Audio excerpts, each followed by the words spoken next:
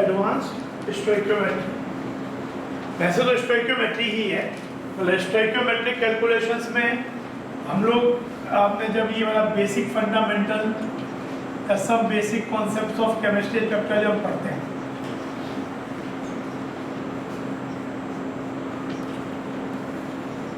तो उसमें आपने टेक्स्ट बुक में ही पढ़ा कि जो हम लोग प्रॉब्लम्स को सॉल्व करते थे, जब रिएक्शंस इन्वॉल्विंग प्रॉब्लम होती थी, जैसे मान लो कि कोई ए और बी रिएक्ट करके सी और डी बना रहा है,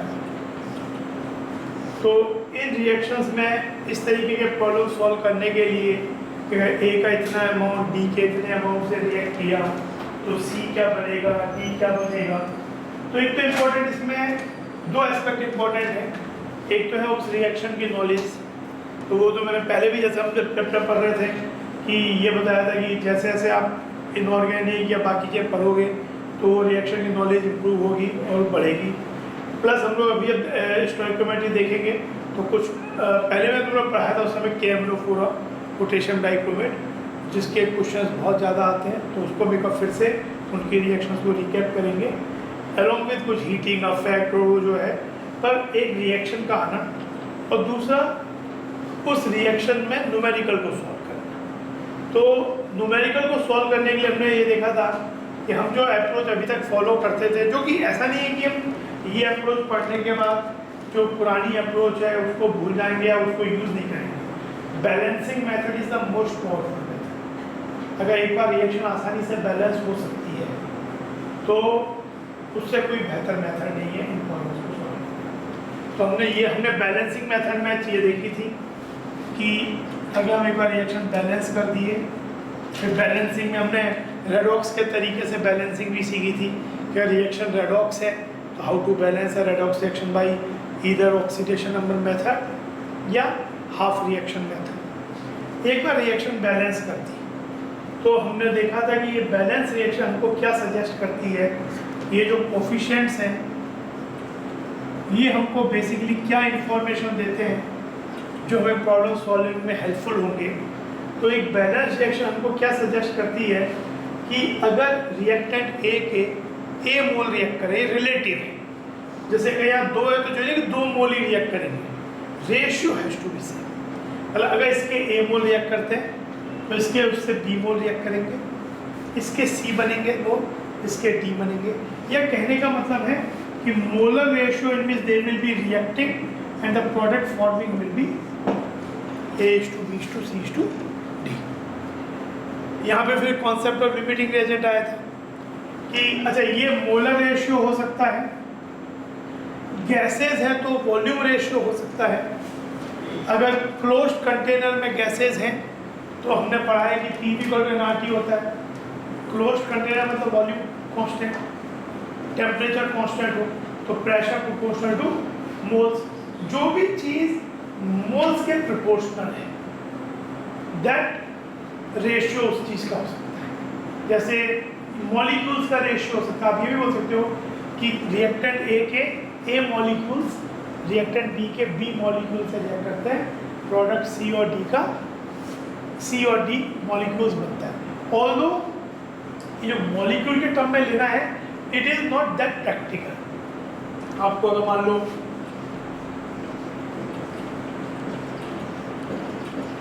ये दिया है तो ऑल्दो इसका मतलब ये कि एक मॉलिक्यूल आधे मॉलिक्यूल से रिएक्ट करेगा, एक बनेगा। या आप अगर इसे 1 और 2 कर दो तो 2 मॉलिक्यूल एक से रिएक्ट करेगा। अब आधा मॉलिक्यूल वैसे भी लॉजिकल है, अब 2 1 2 बनाएगा तो ये वैसे तो लॉजिकल है कि 2 मॉलिक्यूल एक मॉलिक्यूल से रिएक्ट कर रहा है, 2 बना रहा है, but still taking some substance 2 molecule and 1 molecule is not practical. तो the more practical thing is 2 mole 1 mole से रिएक्ट कर रहे हैं, 2 मोल बना रहे हैं। पर ये कोई यूनिक है, वो 2 मोल लेने पड़ेंगे। यू में आल्सो से 0.2 मोल 0.1 मोल से रिएक्ट कर रहा है, 0.2 मोल बना रहा है। But this is molar ratio, molecules ratio, could be volume ratio अगर कांस्टेंट टेम्परेचर प्रेशर पे गैसेज इन्वॉल्व है ओनली। हमने पढ़ा है कि P और T अगर सेम हो वॉल्यूम प्रोपोर्शनल टू मोल होता है। और क्लोज कंटेनर में हो रहा हो और गैसेज इन्वॉल्व है तो हमने पढ़ा है कि वॉल्यूम और टेम्परेचर कांस्टेंट होता है, प्रेशर। तो इक्विलिब्रियम में बहुत बार, जैसे हमने जब इक्विलिब्रियम चैप्टर पढ़ा था तो हम बहुत बार लिखते भी हैं कि इस गैस का जैसे एक यही रिएक्शन है PCl5 गिव्स PCl3+Cl2, मान लो इसके प्रेशर्स लिख रहे हैं तो इसका मान लो इनिशियल प्रेशर P0 है, मतलब एक क्लोज कंटेनर चीज हो रही है, इसके जो मोल है उससे कॉरस्पॉन्डिंग प्रेशर P0 है। मान लो यहाँ से वैसे तो x मोल डिकम्पोज हुआ, x और x बना, पर उस x से कॉरस्पॉन्डिंग अगर प्रेशर स्मॉल p है, अगर यहाँ पे इतना मोल कंज्यूम हुआ कि जिसका प्रेशर p होता तो यहाँ पे प्रेशर, यहाँ जो मोल बनेगा उनका प्रेशर भी उसी रेशियो में हो जाएगा। आप पर कहीं पे यहाँ पे 2 होता तो 2p बनता, डबल प्रेशर बन जाता। ये इनके पार्शियल प्रेशर्स हो गए। तो प्रेशर टर्म में भी हो सकता है, मोल टर्म में होता है, पर ये मास नहीं हो सकता। आप ये नहीं बोल सकते कि A ग्राम B ग्राम से रिएक्ट करता, C ग्राम और D ग्राम होता है। मास के टर्म में आप कैसे डील करते थे, आपने किया भी है, इनफैक्ट क्लास 10 में आप बेसिकली मास के टर्म में ही डील करते थे। पर क्या कहते थे कि A इंटू इसका मोलर मास, जैसे आप यहाँ मास से बोलोगे 2 इंटू 2 यानी 4 gram of hydrogen reacts with 32 gram of oxygen, 1 into 32 produces 36 gram of water, जो कि एक बात और सजेस्ट करा, mass conservation. There is nothing like एक केमिकल रिएक्शन में जरूरी नहीं है कि दोनों साइड में सब्सटेंसेस के मोल्स सेम, यहाँ 3 मोल है, यहाँ ये 2 ही मोल बनते हैं। वॉल्यूम कंजर्वेशन तो बिल्कुल ही जरूरी नहीं है। यहाँ पे अगर ये गैसेज हैं तो 3 मोल का वॉल्यूम अगर सपोज समथिंग है तो यहाँ तो अगर इसका स्टेट बदल गया, मतलब अगर मोल कंजर्व रह भी जाए तब भी जो है कि वॉल्यूम कंजर्व हो, because volume also depend on the state. अगर मान लो 2 मोल रिएक्ट किए 2 मोल ही बने, पर 2 मोल रिएक्ट गैस के और बने 2 मोल सॉलिड के लिक्विड के, तो आप बोलोगे वॉल्यूम प्रैक्टिकली जो था उससे नेग्लिजिबल ही हो गया, खत्म ही हो गया। तो volume along with moles also depend on the state of the matter। तो वॉल्यूम कंजर्वेशन जो ही नहीं है, मोल कंजर्वेशन भी ओवरऑल जो ही नहीं।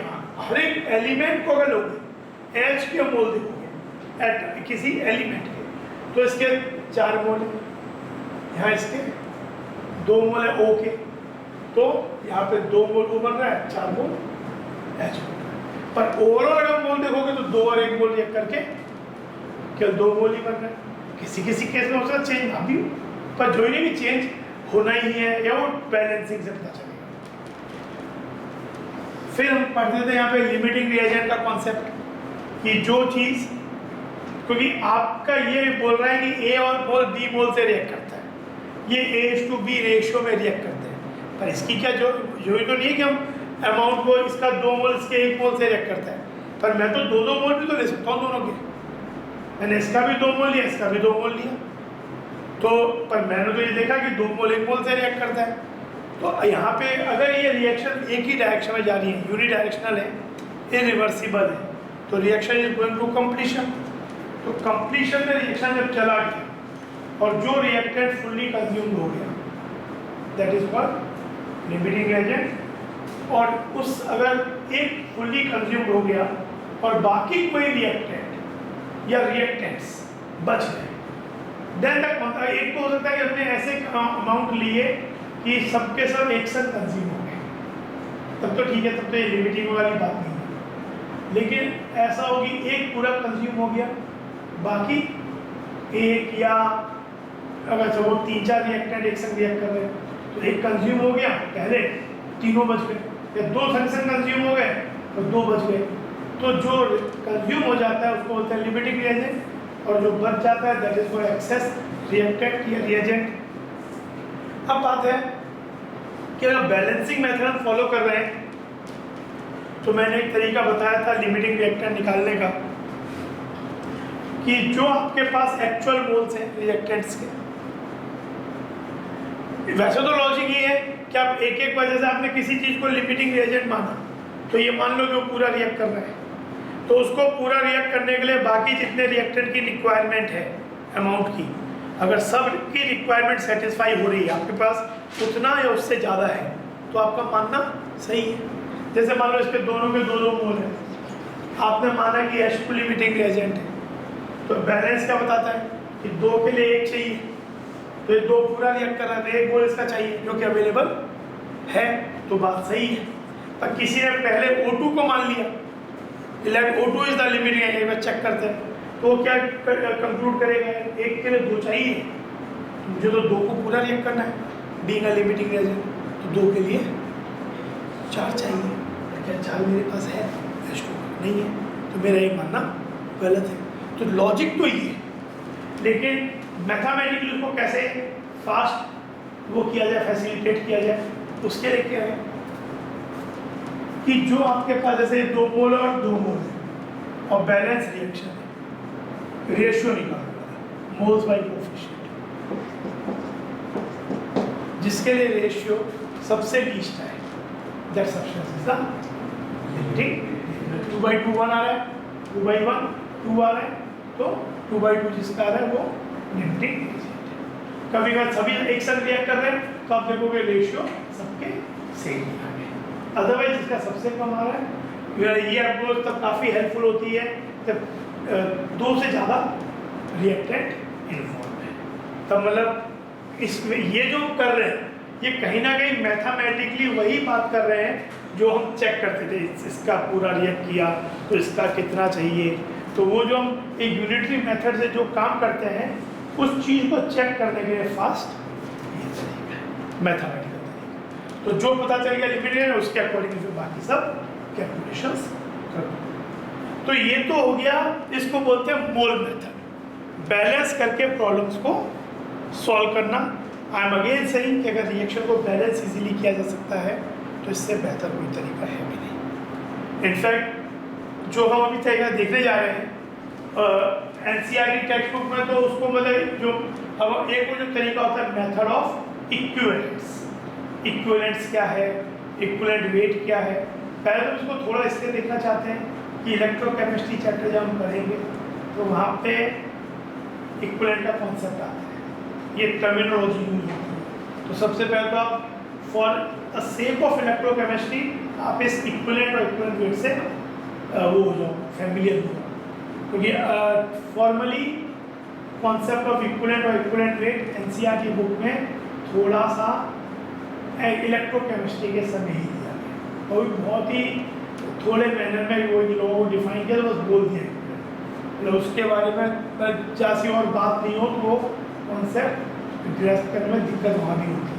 तो एक तो इसका एम ये है कि आपको इक्विवेलेंट वेट निकालना, इक्विवेलेंट का कॉन्सेप्ट एक डिसेंट लेवल पे समझ में आता है, जिससे आपको इलेक्ट्रोकेमिस्ट्री के समय उसमें दिक्कत ना हो।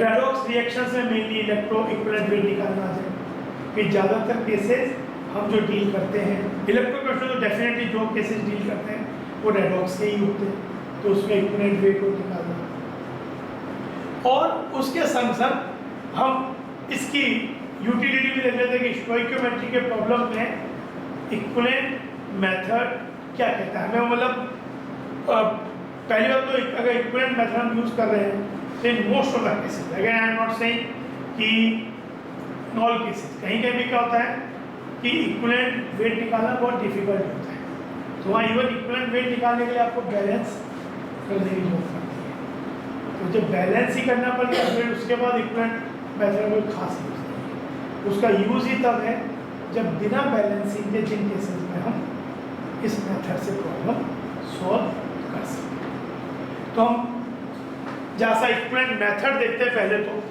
कि इक्विवेलेंट होता क्या है और वो हमें स्टोइकियोमेट्री के प्रॉब्लम में किस तरीके से हेल्पफुल है। तो एक चीज देखो, जब हम एक रिएक्शन को देख रहे हैं तो जैसे अब यही रिएक्शन था,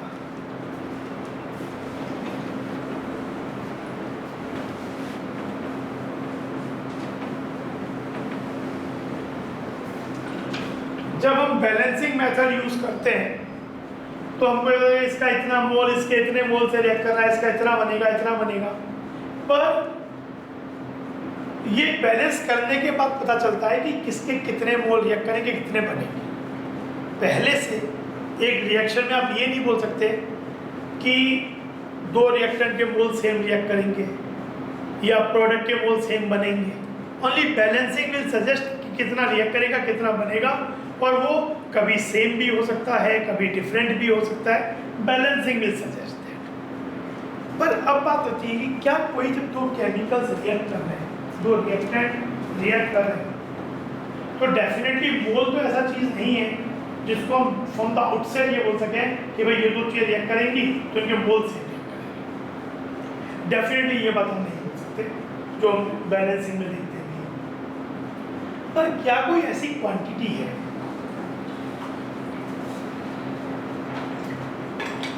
जिसको हम फ्रॉम द आउटसाइड ये कह सकें कि भाई दो केमिकल अगर रिएक्ट कर रहे हैं रिएक्शन में तो इनका ये वाला क्वांटिटी दोनों का सेम होगा या कोई फिक्स रेशियो में होगा। अगर कुछ भी हो जाए, मोल अलग अलग भी हो, तो ये वाली चीज़ सेम रहेगी या एक किसी पर्टिकुलर रेशियो में रहेगी।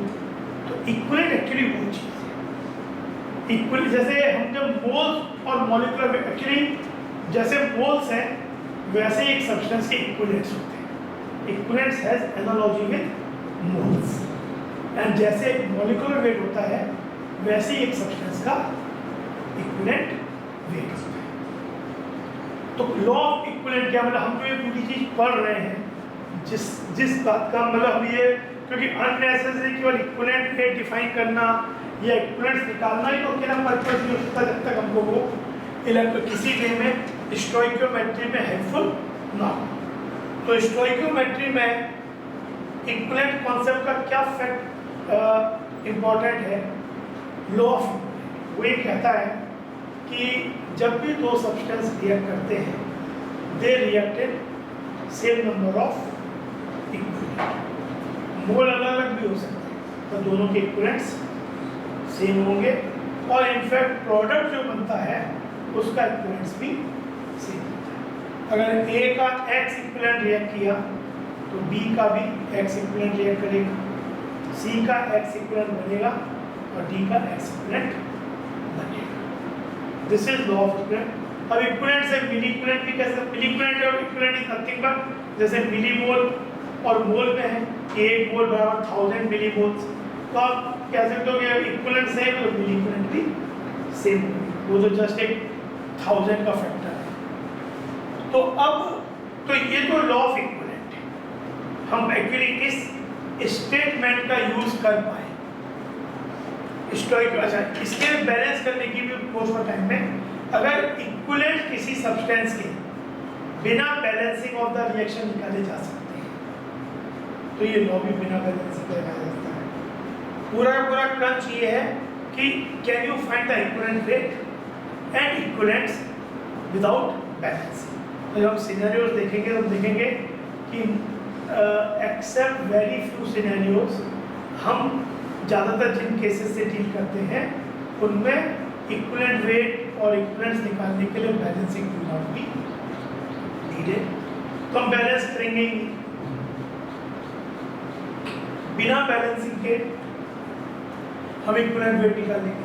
अच्छा, फिर एक चीज और उसको ऐसे भी कहा जाता है कि जब एक रिएक्शन बैलेंस करते थे तो हमें ये जो कोफिशिएंट मिलते थे, तो एक तो एक क्वेश्चन बैलेंस की बात करता हूँ, तो बैलेंस करो स्टोइकियोमेट्री के प्रॉब्लम्स सॉल्व करने के, तो हमें बैलेंसिंग से क्या फायदा होता है? ये मोलर रेशियो में मिलता था ए स्मॉल बी। अगर हमें ये मोलर रेशियो जिसमें ये रिएक्ट करते हैं ये बिना बैलेंसिंग मिल जाए किसी और तरीके से तो भी हमारा पर्पस सर्व हो जाएगा। तो इक्विवेलेंट मेथड में ये भी देखेंगे कि कैसे अगर हम बिना बैलेंसिंग इक्विवेलेंट वेट को निकाल सकते हैं, उसके लिए क्या फैक्टर की जरूरत पड़ती है, चीज़ें आएंगी। तो अगर वो चीज़ हम निकाल सकते हैं तो ये वाला रेशियो भी निकाल सकते हैं, तुम्हारा पर्पस फिर से वैसे सर्व हो गया। तो उसके बाद बंद करें तो बैलेंस वाले तरीके से ही कर लो, क्योंकि बैलेंसिंग आपने एक दूसरे तरीके से पता कर लिया। और एक है कि हमने बैलेंसिंग कभी किया ही नहीं, हमने लॉ ऑफ इक्विवेलेंस ही को सॉल्व किया। अगर इक्विवेलेंट वेट बिना बैलेंसिंग के निकाला जा सकता है उसमें। तो अब सबसे पहले जो इक्विवेलेंट वेट है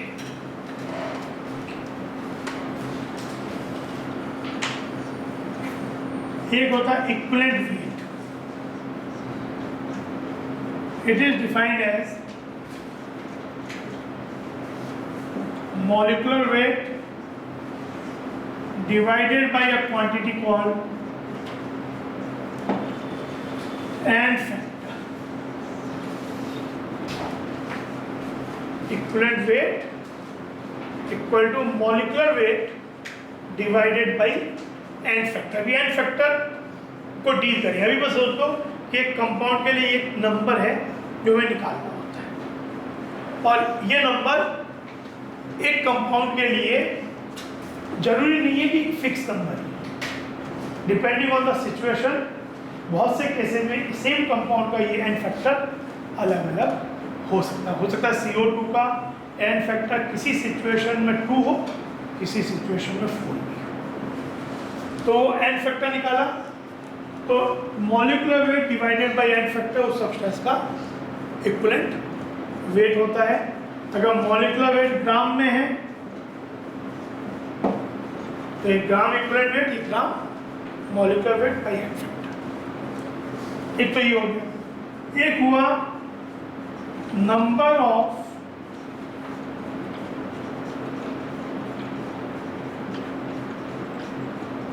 इक्विवेलेंट्स, नंबर ऑफ इक्विवेलेंट्स। जैसे मोल्स क्या होता था, मास बाई मोलर मास, ऐसे ही ये आता है मास of substance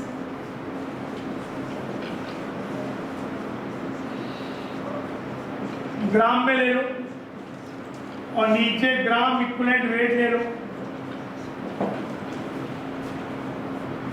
this is number of equivalents.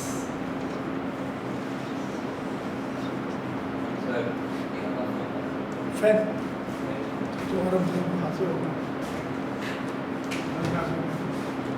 यहाँ से वहाँ जाके इससे होगा।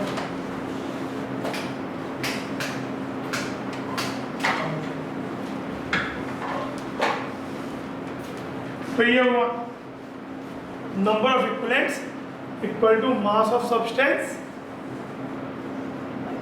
By gram equivalent wait.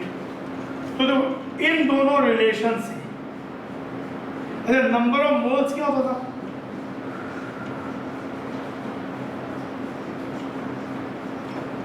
Number of moles equal to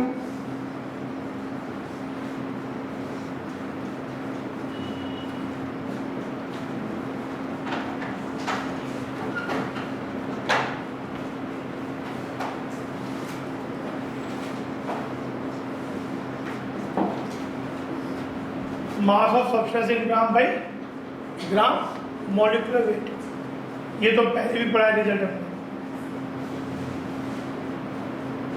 gram equivalent wait क्या लिख सकते हैं, gram molecular weight by n factor.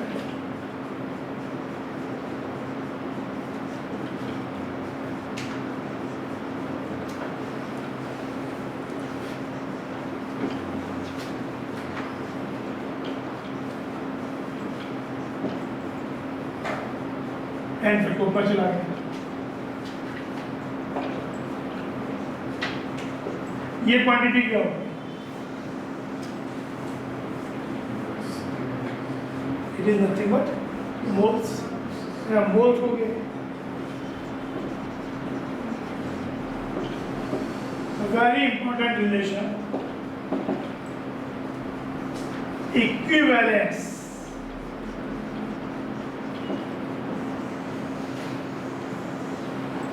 किसी सब्सटेंस के equivalence equal to moles into n factor. अगर उस सब्सटेंस का एन फैक्टर 1 है तो मोल और इक्विवेलेंट सेम है, पर एन फैक्टर 2 है तो अगर 5 मोल है उसी सब्सटेंस के 10 इक्विवेलेंट है, और उसी सब्सटेंस का किसी दूसरे रिएक्शन में एन फैक्टर सपोज 4 हो गया तो उसी 5 मोल के इक्विवेलेंट्स 20 हो जाएंगे। तो ये इक्विवेलेंट जो है ये एक एब्सोल्यूट क्वांटिटी नहीं है। मोल्स एक एब्सोल्यूट चीज है, अगर मुझे CO2 का 88 ग्राम दिया हुआ है तो आई कैन श्योरली से कि मुझे 2 मोल दिए हैं, लेकिन मैं ये नहीं बोल सकता कि मुझे 2 इक्विवेलेंट दिए हैं जब तक मुझे वो सिचुएशन ना मालूम कि किस रेस्पेक्ट में बात हो रही है, किस रिएक्शन के रेस्पेक्ट में बात हो रही है, क्योंकि उसी 2 मोल के 2 इक्विवेलेंट भी हो सकते हैं डिपेंडिंग कि एन फैक्टर क्या है। 1 है तो 2 इक्विवेलेंट हो गए, और एन फैक्टर 2 हुआ तो वही 2 मोल 4 इक्विवेलेंट। तो इक्विवेलेंट आपका एब्सोल्यूट चीज नहीं। फिर इक्विवेलेंट पर ये रिलेशन बहुत important, equivalent equal to moles into n factor.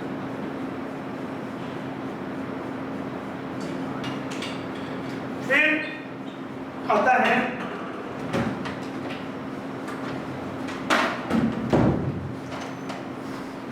एक और रिलेशन भी होता है,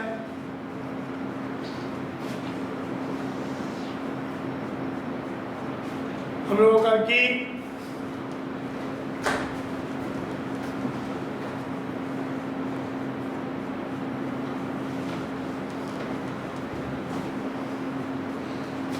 हम पढ़ते हैं नॉर्मलिटी एक चीज होती है।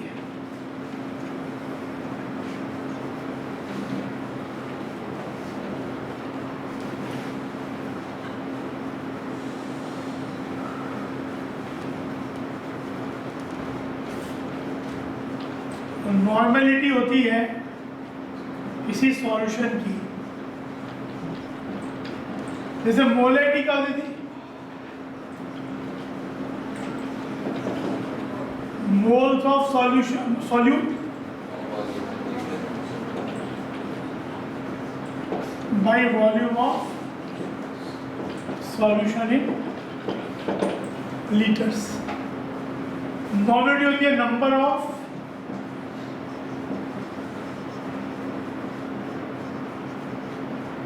equivalents of solute by volume of solution in liters. But equivalents can be written as moles into n factor, अभी हमने देखा, by volume of solution in litre. ये क्वांटिटी क्या होगी, मोलैरिटी, और ये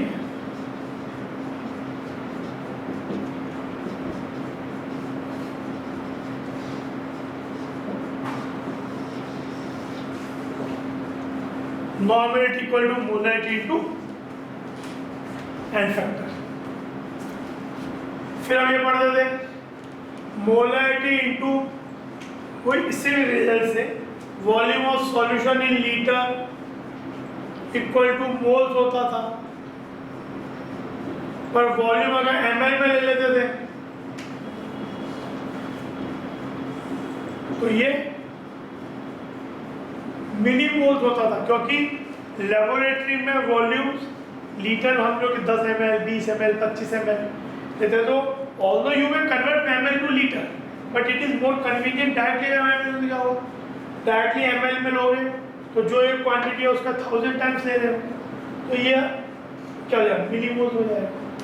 ऐसे ही normality into volume of solution litre में लेंगे तो इक्विवेलेंट आएगा, पर अगर normality into volume of solution ml में लेंगे तो मिली इक्विवेलेंट्स आएगा। Milli equivalent is nothing but equivalents into 1000, milligram gram into 1000, milli litre 1000 into litre, ऐसे milli equivalent 1000 into equivalents.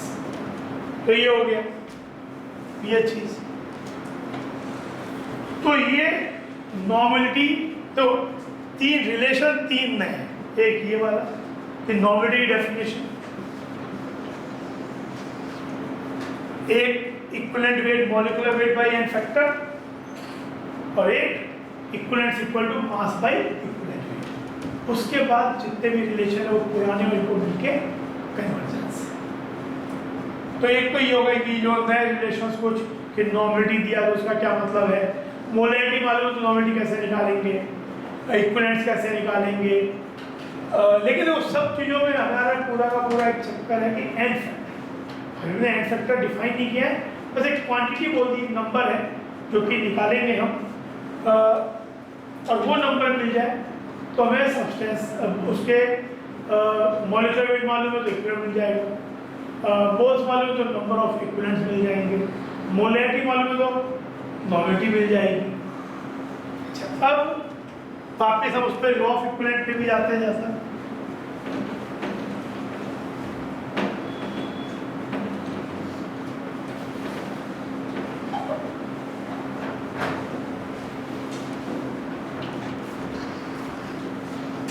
Law of equivalent जो है उसका ये कहना है कि जब दो चीजें रिएक्ट करती हैं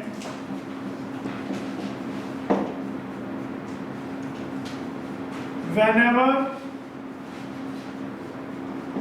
two reactants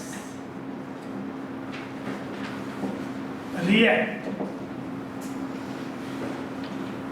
and form product,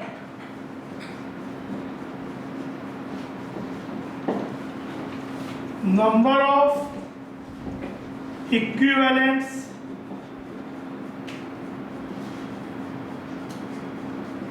of reactant and products formed are same। मतलब अगर इसका X इक्विवेलेंट रिएक्ट करता है तो इसका भी X रिएक्ट करेगा, इसका X बनेगा, इसका X बनेगा, इसके X रिएक्ट करके इसके X और X बनेंगे इन ए सिंगल रिएक्शन। मतलब इसमें मतलब कि ये दोनों रिएक्ट करना चाहिए। जैसे करेगा हम बहुत बार मान लो तीन आपने तीन चीजें रिएक्ट कर दी, ऐसा कर दिया तो एक मतलब ये जो लॉ ऑफ इक्विवेलेंट है वो एक सिंगल रिएक्शन के लिए है। जैसे मान लो मैंने लिखा NaOH plus HCl plus H2SO,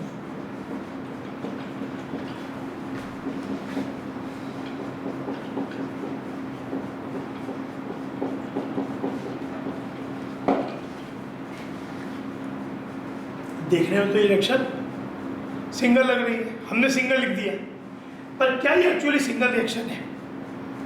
single reaction का मतलब है कि A plus B plus C gives D plus E है, तो A B C में कुछ भी एक कम पड़ जाए कुछ नहीं बने।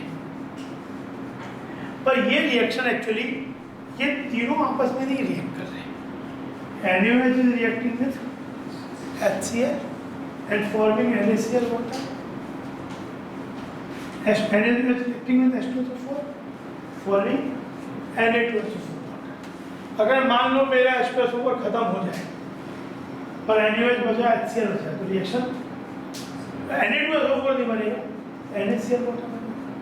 तो यहाँ पे आप लॉ ऑफ इक्विवेलेंट ये नहीं लगा सकते कि NaOH के X इक्विवेलेंट, HCl के X इक्विवेलेंट और H2SO4 X इक्विवेलेंट, क्योंकि HCl H2SO4 तो आपस में रिएक्ट नहीं कर रहा, आपने दो रिएक्शंस को ऐड कर दिया।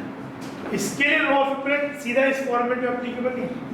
यहाँ पे अप्लाई होगा कि बेस के equivalent equal to sum of equivalent of, ये इससे भी रिएक्ट कर रहा है, ये इससे भी रिएक्ट कर रहा है, तो आप कैसे रहेगा इसके टोटल इक्विवेलेंट इक्वल टू इनके सम ऑफ इक्विवेलेंट। पर ये जो एक सिंगल रिएक्शन में लगता है ये यहाँ एप्लीकेबल, हाँ वहीं पे कोई ए बी और सी तीन सब्सटेंस है और तीनों साइमल्टेनियसली आपस में रिएक्ट कर रहे हैं, अगर एक भी कम पड़ जाए तो कुछ बने ही ना, तब लॉ ऑफ इक्विवेलेंट तो लॉ ऑफ इक्विवेलेंट हुआ। और एक और भी होता है इसी चीज को कहने का तरीका कि if two substances reacting such that their N factor ratio is X is to Y. If two substances reacting such that their N factor ratio मतलब हम अगर एन फैक्टर निकाल सकते हैं, हम देखेंगे कि एन फैक्टर निकाल सब, इसके हमारा एक डेढ़ घंटा में यही देखेंगे कि how to find the n factor. तो एन फैक्टर हम निकाल सकते हैं और उन केसेस में जहाँ पे बिना बैलेंसिंग निकाल सकते हैं वहीं हमें फ़ायदा ज़्यादा होगा। तो अगर एन फैक्टर निकाला और एन फैक्टर का रेशियो x/y है, ये x/y है, ये एन फैक्टर का रेशियो। तो molar ratio in which they will react, then the molar ratio in which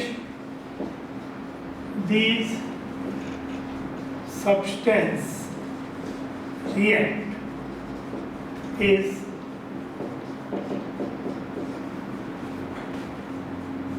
मतलब अगर यहाँ पे इसका एन फैक्टर सपोज 1 और 2 आ गया तो मोलर रेशियो, बैलेंस से हम यही तो निकालते थे, बैलेंसिंग करने का पूरा पर्पस क्या था, ये रेशियो निकालना ही तो था। तो अगर हमें एन फैक्टर्स मिल जाए बिना बैलेंसिंग के तो हमको ये रेशियो मिल गया। अच्छा लॉ में मान लो इसके 2 मोल रिएक्ट करते हैं, तो 2 मोल है, इसका फैक्टर 1 है, तो कितने इक्विवेलेंट हो गए, मोल्स इनटू एन फैक्टर 2 × 1। इसका 1 मोल रिएक्ट कर रहा है तो इसका फैक्टर क्या है, तो इसके इक्विवेलेंट 2, तो 2 इक्विवेलेंट 2 से रिएक्ट कर, लॉ ऑफ इक्विवेलेंट भी वैलिड हो गया। तो ये एक दूसरे को कहने का ही अलग अलग तरीका है, मतलब ये और ये सेम बात को ही लीड करते हैं। तो ये चीज यानी एन फैक्टर मिल जाए, तो एक बार एन फैक्टर मिल गया तो हम या तो मोलर रेशियो निकाल सकते हैं, या अगर एक्चुअल सब्सटेंस के मासे जो मालूम है तो उनके मोल निकाल के इनटू एन फैक्टर के इक्विवेलेंट्स निकाल सकते हैं। लॉ ऑफ इक्विवेलेंट हमको क्या लीवे देता है कि 2 चीजें रिएक्ट कर रही हैं, हमने बैलेंस नहीं भी किया तो वो रिएक्ट कर रही हैं तो उनके इक्विवेलेंट्स भी सेम रिएक्ट करेंगे। अच्छा लिमिटिंग रिएजेंट और इक्विवेलेंट में क्या, जैसे हमने बैलेंसिंग में तो लिमिटिंग रिएजेंट पढ़ लिया था, अगर रिएक्शन बैलेंस नहीं की तो फिर लिमिटिंग रिएजेंट का concept in the terms of equivalents. तो limiting reagent in terms of equivalents क्या है कि अगर आपने सब्सटेंसेस के एन फैक्टर निकाल लिए, जो क्वांटिटीज आपको दी है, अमाउंट मोल दिए, उससे इक्विवेलेंट्स निकाल लिए ए और बी के, तो जिसके कम इक्विवेलेंट है दैट इज, हमें लॉ ऑफ इक्विवेलेंट क्या बोल रहा है कि बराबर इक्विवेलेंट रिएक्ट करने चाहिए। आपके मालूम आया कि एक के 2 इक्विवेलेंट, एक के 3 इक्विवेलेंट है, तो कौन सा लेना, जिसके 2 इक्विवेलेंट है। मोल के बारे में ऐसी बात नहीं थी, मोल के लिए आप हमेशा ये नहीं बोल सकते जिसके मोल कम है वो लिमिटिंग है, जिसके रिलेटिवली कम मोल है। हो सकता है किसी के ज्यादा मोल, पर जब मोल बाई कोफिशिएंट लिया तो वो वैल्यू कम आ गई।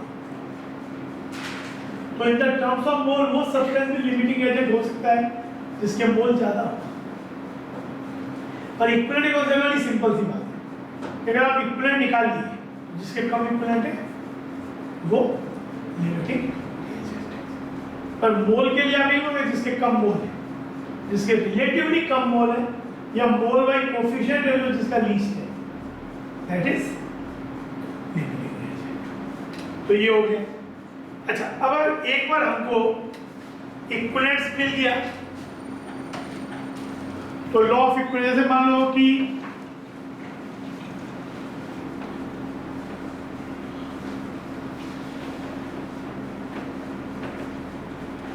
वो जो लॉ बोलता है कि number of equivalents of reaction और प्रोडक्ट सेम रहेंगे, वो सिर्फ इक्विवेलेंट्स के लिए बोल रहा है ना, वो उसके लिए तो नहीं बोल रहा। नहीं, मोल्स के लिए कोई स्टेटमेंट नहीं है। ये कोई जो नहीं कि 2 चीजें रिएक्ट कर दो उनके मोल सेम रिएक्ट कर भी सकते हैं। सर वो मैं समझ गया कि इक्विवेलेंट इज इक्वल टू जो फार्मूला है molecular weight minus factor. Equivalent weight है क्या चीज? इक्विवेलेंट वेट है क्या चीज, तो जैसे मॉलिक्यूलर वेट आपका 1 मोल्स का वेट था, इक्विवेलेंट वेट आपका कह सकते हो उसी इक्विवेलेंट का, उस इक्विवेलेंट का क्वांटिटी है। मतलब 1 मोल के अंदर, जैसे सबसे पहले इक्विवेलेंट वेट ये डिफाइन करते थे कि इट वाज, मतलब जब सबसे बहुत प्रिलिमिनरी डेफिनेशन है it is the weight of a compound which reacts with 1 gram of किसी एलिमेंट का विच reacts with 1 gram of hydrogen या 8 ग्राम ऑफ ऑक्सीजन, तो हम उस तरह से भी इक्विवेलेंट वेट निकालते थे, या 35.5 ग्राम ऑफ Cl क्लोरीन। लेकिन मतलब ये एक डिफाइन किया गया, मतलब कि ये हमने एलिमेंट्स के एक पर्टिकुलर अमाउंट को जो कि वो H के 1 ग्राम से रिएक्ट करें, O के 8 ग्राम से रिएक्ट करें और Cl के 35.5 ग्राम से रिएक्ट करें, that weight is equivalent weight of that substance. लेकिन रिएक्शन में तो हो सकता है इन 3 केमिकल के अलावा भी रिएक्ट हो रहे हैं, तो वो डेफिनेशन बहुत प्रिलिमिनरी है, लेकिन हमें काम इतनी आती नहीं है। तो इक्विवेलेंट वेट अब इन्हीं अल्टीमेटली क्या है कि कहीं ना कहीं वो मॉलिक्यूलर वेट के टर्म में एक फैक्टर से रिलेट करेगा, और वो फैक्टर हमको अगर रिएक्शन में मालूम है कि रेडॉक्स है तो वो फैक्टर क्या होगा, तो हमको निकालना है। वो इक्विवेलेंट वेट क्या है उसका बहुत कह सकते हो कि हिस्टोरिकल उसमें नहीं आना है। हाँ, ये कह सकते हो इक्विवेलेंट वेट कि इक्विवेलेंट क्या है वो ज़्यादा जानना जरूरी है। इक्विवेलेंट वो क्वांटिटी है जो कि सब्सटेंसेज आपस में सेम क्वांटिटी में रिएक्ट करते हैं, और जैसे इक्विवेलेंट होता है मोल्स होते हैं, मोल्स के रेस्पेक्ट में मॉलिक्यूलर वेट है, वैसे ही इक्विवेलेंट के रेस्पेक्ट में इक्विवेलेंट वेट है। एंड फैक्टर उन दोनों को रिलेट करना चाहिए, वो हम निकालेंगे। वही पूरा का पूरा वो चीज़ ही वही है कि वो जो इक्विवेलेंट वेट और मॉलिक्यूलर वेट को रिलेट करने वाला जो नंबर है, क्योंकि एक सब्सटेंस के लिए भी अलग अलग सिचुएशन में अलग हो सकता है, तो वो कैसे निकालें। तो अभी हम एन फैक्टर तो पढ़ेंगे पहले, लेकिन मान लो हमें एन फैक्टर मिल भी गया, इक्विवेलेंट मिल भी गया, पर स्टोइकियोमेट्री में हमें उससे क्या फ़ायदा। हम अगर for the sake of only finding equivalent weight निकालें तो ठीक है, पर अगर स्टोइकियोमेट्रिक कैलकुलेशन में it is going to be useful, तो हम उसको यूज़ कैसे करने वाले हैं, मतलब वो मैं बता कि हमने निकाल लिया, उसके बाद हम अल्टीमेटली विल गो फॉर, क्योंकि जब तक हम एन फैक्टर को एक्चुअली निकाल नहीं पाएंगे तब तक हम केवल थ्योरेटिकल बातें कर सकते हैं, जब तक प्रैक्टिकल क्वेश्चंस नहीं कर सकते। पर पहले हम ये समझ रहे हैं कि हमें ये चाहिए कि हमें स्टोइकियोमेट्री के पॉइंट ऑफ व्यू से why we are needing, what benefit we are getting by getting the number of equivalent substance. तो वो हमने देखा कि वो फ़ायदा हमको ये है कि अगर मोस्ट ऑफ द केसेस जहाँ पे इक्विवेलेंट या इक्विवेलेंट वेट बिना बैलेंसिंग के मिल सके, तो हमें बैलेंस करने की दिक्कत नहीं उठानी पड़ेगी, बिना बैलेंसिंग के प्रॉब्लम सॉल्व हो सकते हैं। अब जैसे लोगों ए और बी रिएक्ट किए, मान लो इसका एक्स इक्विवेलेंट है, ये होगा, लेट्स से ये एक्स और ये एक्सेस क्वांटिटी है, तो इसका एक्स इक्विवेलेंट है, तो सी और डी क्या बनेंगे, एक्स इक्विवेलेंट, ये पूरा रिएक्ट कर जाएगा, और इसका भी जितना रिएक्ट करेगा वो एक्स इक्विवेलेंट रिएक्ट करेगा। मान लो आपने वहां से सी लिया, उसे ई से रिएक्ट किया और एफ बनाया, इस सी को कोई पूछे कि एफ के कितने इक्विवेलेंट होंगे, this E is in excess, तो क्या मैं ये कह सकता हूँ कि इसके एक्स इक्विवेलेंट है सी के बने, क्योंकि आपने वही सी यूज किया है, तो ये एक्स इक्विवेलेंट है, ये एक्सेस में, तो बाय लॉ ऑफ इक्विवेलेंट ये भी एक्स इक्विवेलेंट। क्या ये स्टेटमेंट इन जनरल हमेशा बोल सकते हैं? नहीं बोल सकते। क्यों? जो लॉ ऑफ इक्विवेलेंस है वो एक सिंगल रिएक्शन के लिए, यहाँ पे इसका एक्स इक्विवेलेंट बना, बात सही है, लेकिन हम बार बार ये बात बोल रहे हैं कि मोल्स किसी चीज़ का या मास किसी चीज़ का एब्सोल्यूट चीज़ है।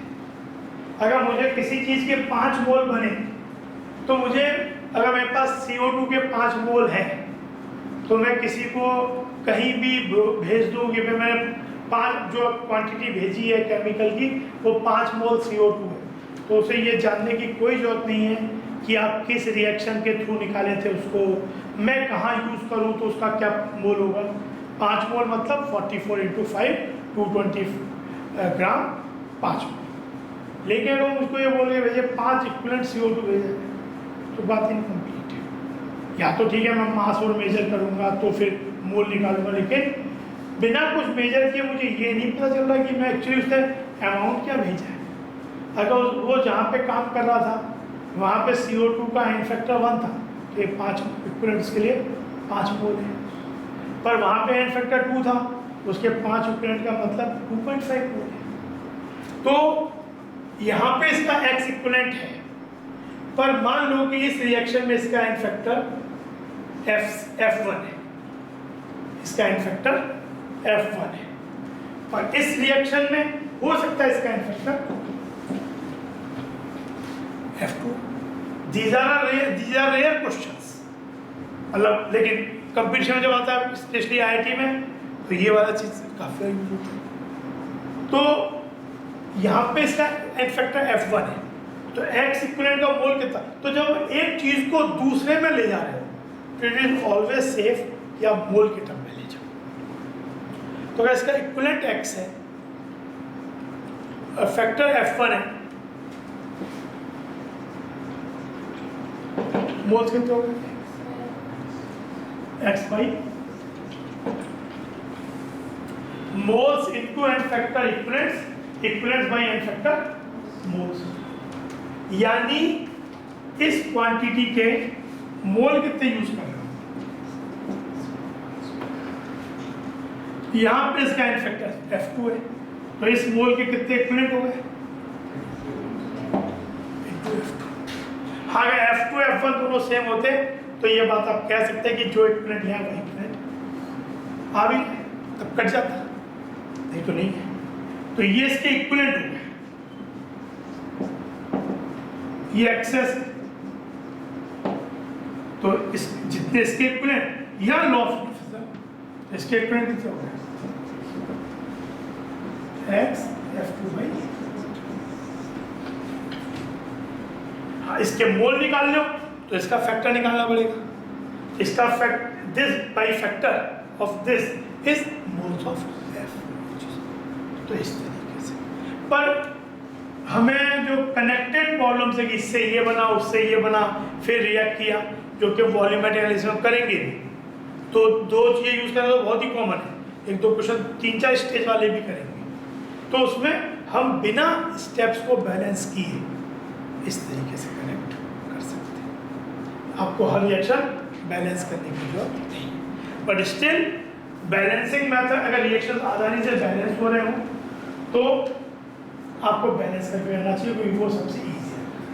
हालांकि बहुत बार सिचुएशन ऐसी आ जाएगी कि पहली बात है कि क्वेश्चन ही ऐसा आ गया, इक्विवेलेंट्स पे ही आ गया, तो आपको बेसिक डेफिनेशन मालूम होनी पड़ेगी, क्योंकि इलेक्ट्रोकेमिस्ट्री में यू कम अक्रॉस है।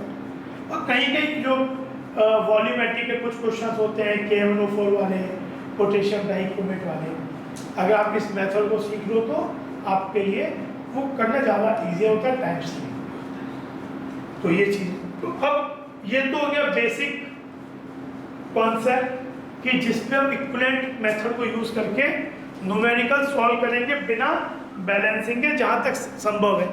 वो तब तक संभव है जब तक एन फैक्टर निकालने के लिए बैलेंसिंग की जरूरत नहीं है।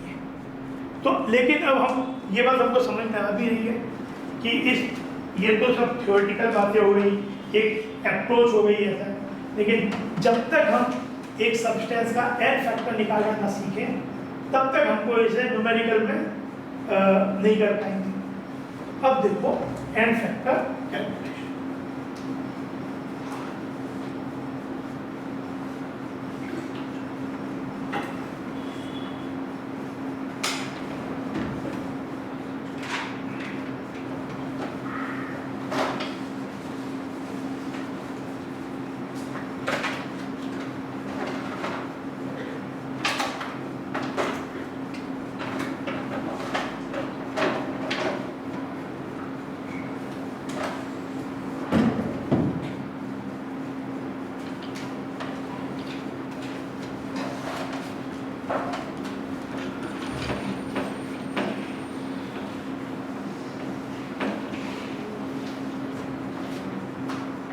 अब देखो एन फैक्टर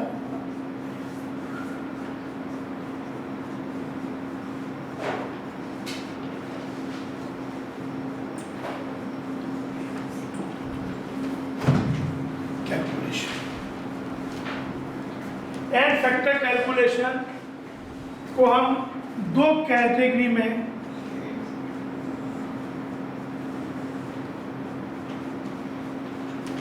डिवाइड करते हैं।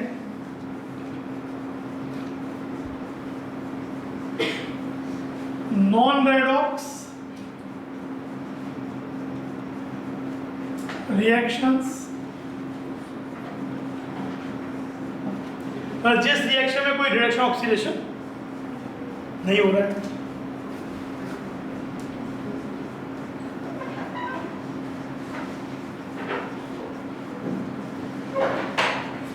Redox reactions, non redox reactions, redox reaction.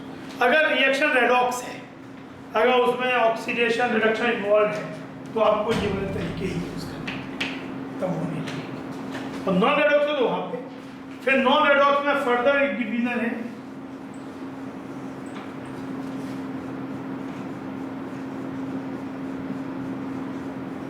Acid base reactions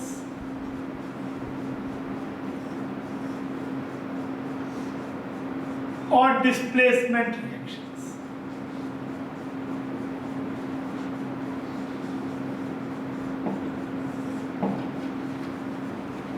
redox में फिर उसका डिवीजन करके पढ़ेंगे, पहले इनको देखते हैं। एसिड बेस रिएक्शन मतलब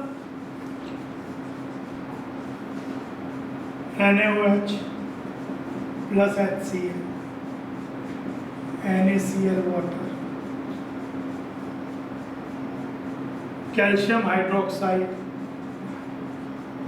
plus HCl,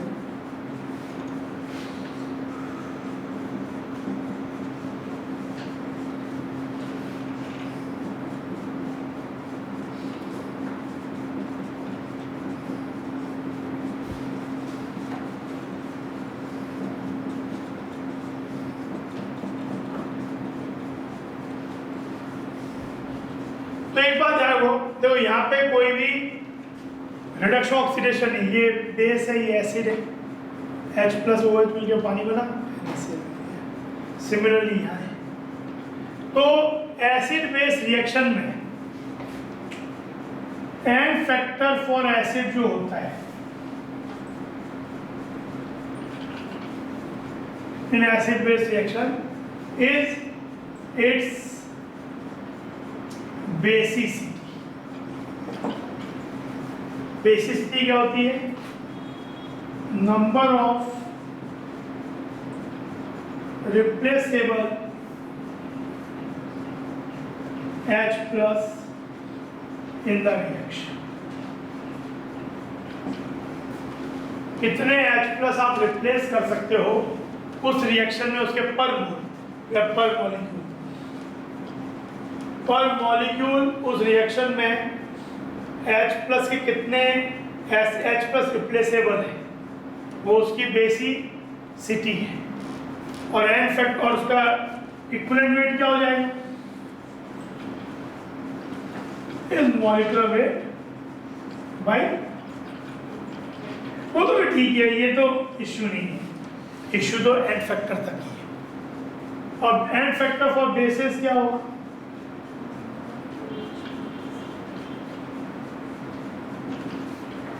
equal to its acid number of replaceable OH minus पर मोल।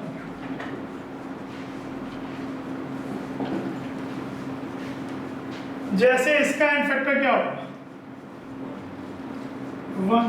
NaOH के एक मॉलिक्यूल से एक ही OH रिप्लेस हो रहा है रिएक्शन में, इसका तो इसका factor ratio 1:1, molar ratio reverse जिसमें रिएक्ट करेंगे 1:1, तो इसका 1 मोल में कितना इक्विवेलेंट? 1 इक्विवेलेंट। आप इस तरीके से बैलेंस भी कर सकते हो, although it is not a standard method of balancing, but जहाँ पे बैलेंसिंग बहुत कॉम्प्लिकेटेड होगी वहाँ एन फैक्टर निकालना भी बहुत कॉम्प्लिकेटेड होगा। पर नॉर्मली मोस्ट ऑफ केसेस जहाँ पे बैलेंसिंग नॉर्मल वे में हो जाती है, मतलब रेडॉक्स की भी, तो वहाँ पे आपका ये बैलेंसिंग इससे भी हो जाएगा। ये हो गया लॉ ऑफ इक्विवेलेंट वैल्यू है, 1 मोल में एक इक्विवेलेंट, इसके 1 मोल में एक इक्विवेलेंट। ये देखो इसका एन फैक्टर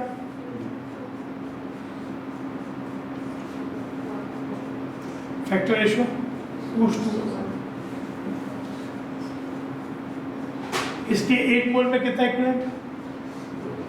तो 2, फैक्टर 2 है, 1 × 2 इक्विवेलेंट। इसके 2 मोल में 2 इक्विवेलेंट, फैक्टर 1 है। इसका 1 मोल 2 मोल से रिएक्ट कर रहा है, तो इसके 1 मोल में 2 इक्विवेलेंट, इसके 2 मोल में 2 equivalent into 1। By law of equivalent सही भी, लॉ ऑफ इक्विवेलेंट यही कहता है कि दोनों की चीजें बराबर इक्विवेलेंट रिएक्ट करेंगी, तो बैलेंस भी करो, सर बैलेंस करो वही x y और y x रेशियो। हाँ वही एन फैक्टर है x:y तो मोल रेशियो y:2। ये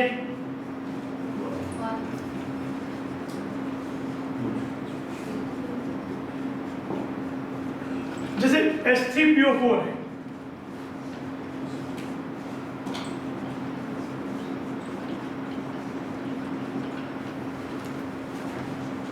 उसका ये स्ट्रक्चर होता है। ये जरूरी नहीं है कि एक मॉलिक्यूल में जितने H हो वो पूरे हमेशा एसिडिक ही हो। वो H एसिडिक होता है जो हाईली इलेक्ट्रोनेगेटिव एलिमेंट से जुड़ा हुआ होता है। जैसे ये तीनों ही O से जुड़े, तो एक एक करके तीनों रिप्लेस हो जाएंगे। पर जब रिएक्शन दिया हुआ है तो रिएक्शन में आपको ये भी ध्यान रखना है कि हो सकता है रिप्लेसेबल तीनों, लेकिन अभी रिप्लेस तीनों नहीं हुए, एक एक करके होते हैं। तो यहाँ पे तो ये तीनों रिप्लेसेबल हैं, लेकिन अभी रिप्लेस सब हुए नहीं है। तो इसका एन फैक्टर अकेला H3PO और आइसोलेशन में दिया हुआ, कुछ मेंशन नहीं किया है, तो बाय डिफॉल्ट फिर हम सब जो मैक्सिमम पॉसिबल है ले लेंगे। लेकिन जब रिएक्शन मेंशन की हुई है तो we have to see according to reaction. तो इसका एन फैक्टर 2 है, ऑल्दो इसका एक है जो बचा हुआ है वो भी एसिडिक नेचर, मतलब इसीलिए ये वाला salt still can react with NaOH। लेकिन इसीलिए इसको ट्राई बेसिक बोलते हैं, इसकी बेसिसिटी 3। यहाँ पे 2 ही रिप्लेस हुआ, अलग बात है, लेकिन तीनों हो सकते हैं। पर ये जो कंपाउंड है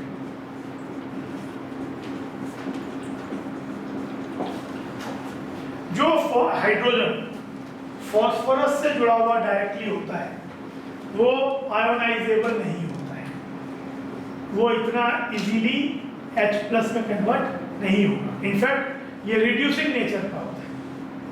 जितने ज़्यादा ये pH बॉन्ड होंगे ये मॉलिक्यूल खुद ऑक्सीडाइज होने की टेंडेंसी बताएगा और दूसरे को रिड्यूस करेगा। तो इसकी बेसिसिटी कितनी हो सकती है? Maximum 2। This H is not acidic in nature. पर अगर मैं इसे NaOH से रिएक्ट करूँगा, ये H3PO3 हो गया, इससे अगर मैं NaOH से रिएक्ट करूँगा तो मैक्सिमम NaOH के 2 मॉलिक्यूल यूज होंगे इनके लिए। अगर आपने एक बार ये बना दिया Na2HPO3 और तो इसमें H नजर आ रहा है पर ये H एसिडिक नहीं है, इसे NaOH से फर्दर रिएक्ट करने पे कुछ नहीं होगा। और एक तो H3PO2 भी होता है,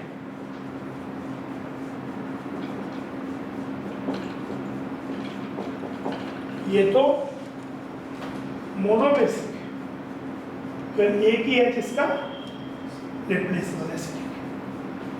ठीक है, तो यहाँ 2 हो गया, तो 2:1, तो इसके 2 में ये 2 इक्विवेलेंट, ये भी 2 इक्विवेलेंट ऐसे तो बैलेंस कर लेंगे। तो ये हो गए एसिड बेस रिएक्शन में फाइंडिंग एंड फैक्टर। पर एसिड बेस का ये तरीका तब तक ही लगेगा जब तक वो रिएक्शन नॉन रेडॉक्स है। The moment the reaction is a redox one, you have to use the methods for finding effect of redox. अब अगला है displacement reaction.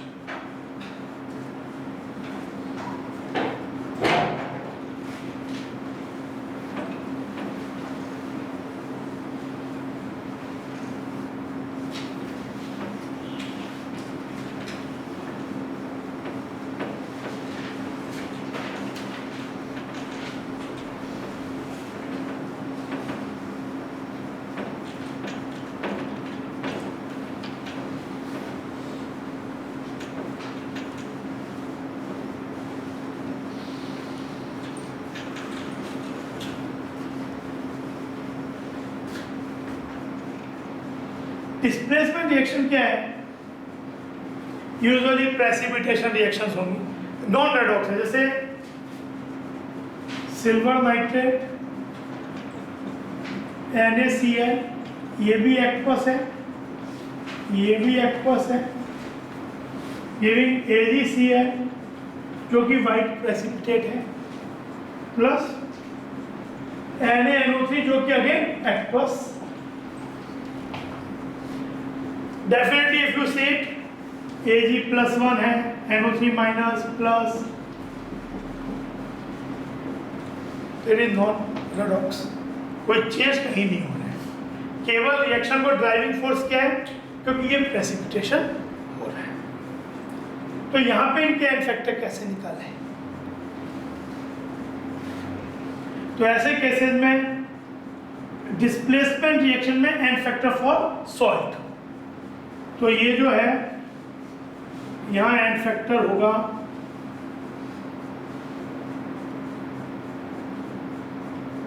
Total charge on cation पर मॉलिक्यूल और total charge magnitude on anion पर molecule.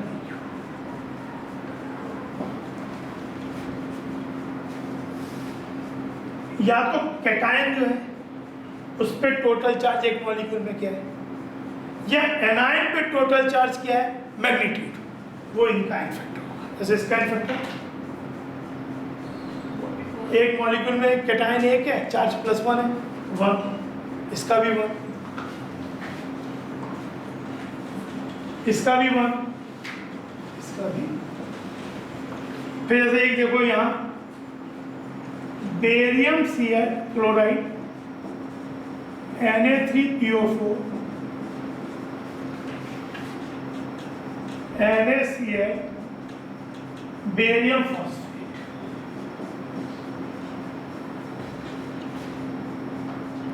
ये present यहाँ पे, ये एक्वस है, सॉल्युबल है,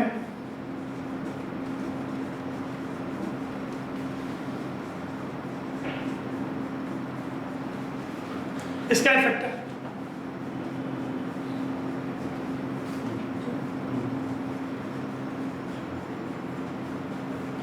either charge on the cation 2/1 और चार्ज ऑन एनायन Cl पे -1 है, पर एक मॉलिक्यूल में 2 है, -2 पर हमें मैग्नीट्यूड लिए मॉड चाहिए, तो 2 हो गया, इसका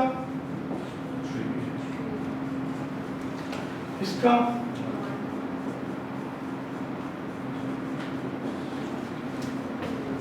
6 होगा। बेरियम पे +2 चार्ज, एल्काइल मेटल है और 3 है, 6, या फॉस्फेट पे -3, 2 है तो -6, मॉड 6। अब देखो यहाँ इसका factor ratio 2:3, molar ratio, sir वो और लिखा है ना आपने ऊपर टोटल, हाँ यहाँ पे फैक्टर रेशियो 3:1, मोलर रेशियो 1:3, तो अगर ये 2 हो गया तो कितना होगा, मोलर रेशियो 1:3, तो अगर ये 2 है तो ये 6 हो गया, 1 है तो 3, तो 2 है तो 1:3 हो जाएगा। इसका 1:6 फैक्टर रेशियो बैलेंस हो गया, बैलेंस रेट। और अगर इसके 3 मोल रिएक्ट करते हैं तो इसके इक्विवेलेंट 6, 3 × 2 6, 2 × 3 6, 6 × 1 6, 1 × 6 6। तो इसके 3 मोल इसके 2 मोल से रिएक्ट करता है, पर इक्विवेलेंट दोनों के 6 रिएक्ट कर रहे हैं। इसका 6 मोल बन रहा है, मतलब 6 इक्विवेलेंट, और इसका 1 मोल वाला 6, लॉ ऑफ इक्विवेलेंट भी वैलिड है। तो ये चीज, तो ये आपका नॉन रेडॉक्स के केसेस। फिर सबसे इंपॉर्टेंट जो सबसे ज्यादा केसेस आते हैं,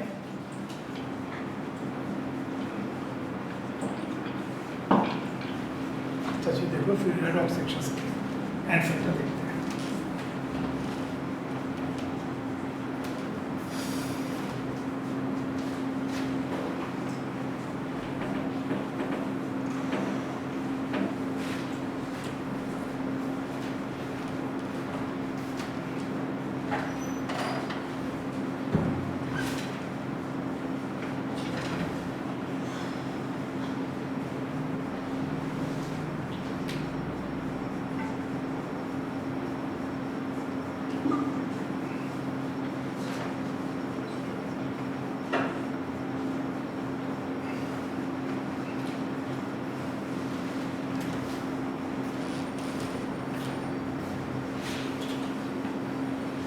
अब आते हैं n factor calculation in redox reactions.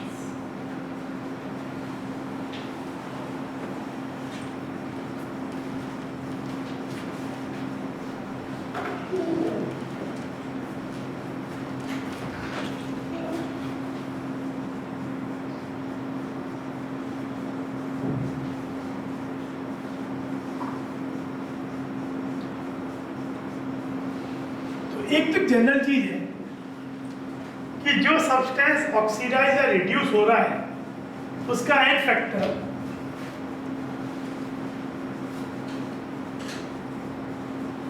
हम डिफाइन करते हैं नंबर ऑफ इलेक्ट्रॉन्स लॉस्ट कौन करेगा? जो खुद ऑक्सीडाइज हो रहा हो, लूज करके ऑक्सीडाइज हो रहा हो, या गेन जो खुद रिड्यूस हो रहा हो। इनफैक्ट अगर एक कंप्लीट रेडॉक्स रिएक्शन है तो उसमें कहीं एक जगह अगर रिडक्शन है, कहीं एक जगह एटलीस्ट ऑक्सीडेशन होना ही पड़ेगा। तो आप दोनों रिएक्टेंट का निकाल सकते हो इससे पर molecule.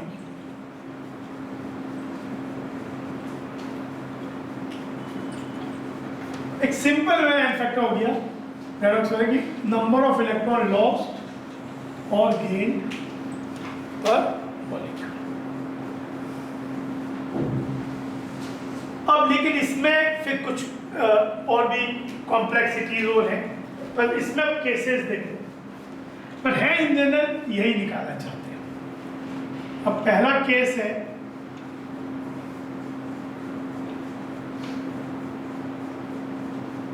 when only one element। अच्छा, इससे पहले दोनों केसेस जो थे to find n factor we don't require balancing, मतलब जो हमारे तरीके थे, जो चाहे वो रेडॉक्स का वो एसिड बेस हो चाहे वो डिस्प्लेसमेंट वाला हो, दोनों ही के तरीके में हमें एन फैक्टर के लिए पहले बैलेंस करने की जरूरत नहीं थी। तो हमारे लिए वो फायदेमंद है, हमारे लिए वही तरीके फायदेमंद है जिसमें बैलेंसिंग करके एन फैक्टर ना निकालना।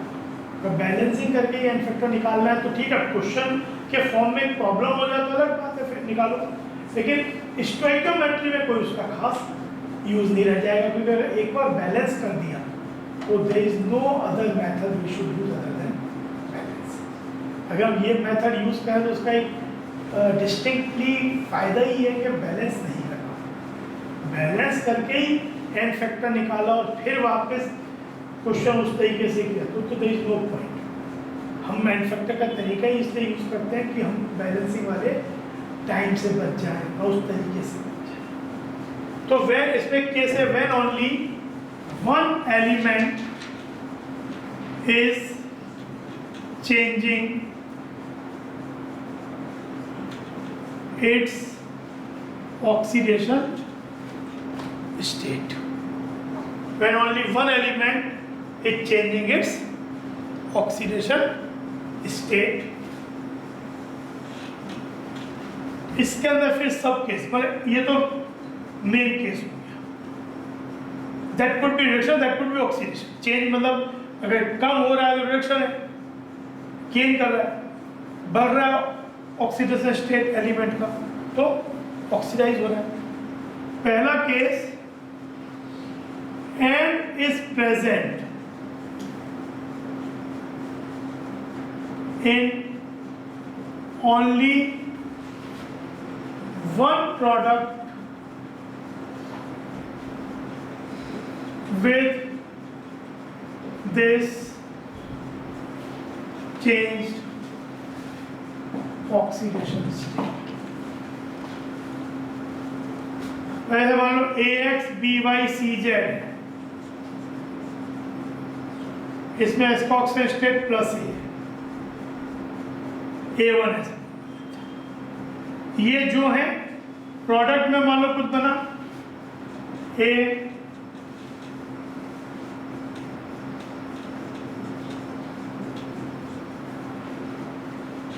कुछ ऐसा बन गया और बाकी प्रोडक्ट बने, पर ए जो है चेंज हुआ, मान लो यहाँ पे इसका ऑक्सीजन स्टेट A2, ये A1 था, ये A2 हो गया। A2 कम है A1 से, रिडक्शन, A2 ज़्यादा है तो ऑक्सीडेशन, मतलब मैथमेटिकली ज़्यादा, मैथमेटिकली कम। जब -1 से -2 हुआ तो रिडक्शन, 1 से 2 हुआ तो ऑक्सीडेशन।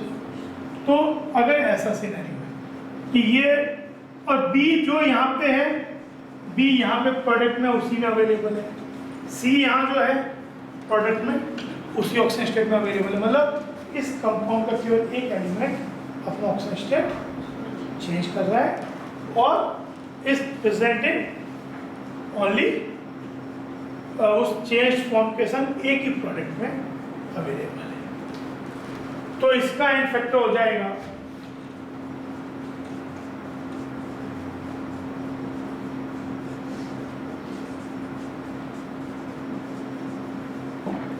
For this compound. भाई हमें हमारा बेसिक डेफिनेशन क्या कहते हैं, पर मॉलिक्यूल कितना चेंज हो रहा है। तो ये A1 से A2 हुआ। अच्छा, एंड फैक्टर पॉजिटिव होता है, ऐसा नहीं कि लॉस हुआ गेन हुआ तो नेगेटिव हो जाएगा, मैग्नीट्यूड से। तो इसका चेंज एक का चेंज कितना हुआ पहले, A1 से A2 मतलब A2 माइनस, अब A2 माइनस A1 में ध्यान रहे, जैसे -3 से -2 हो रहा है या -3 से -6 हो रहा है, चेंज हो जाएगा -6 -3।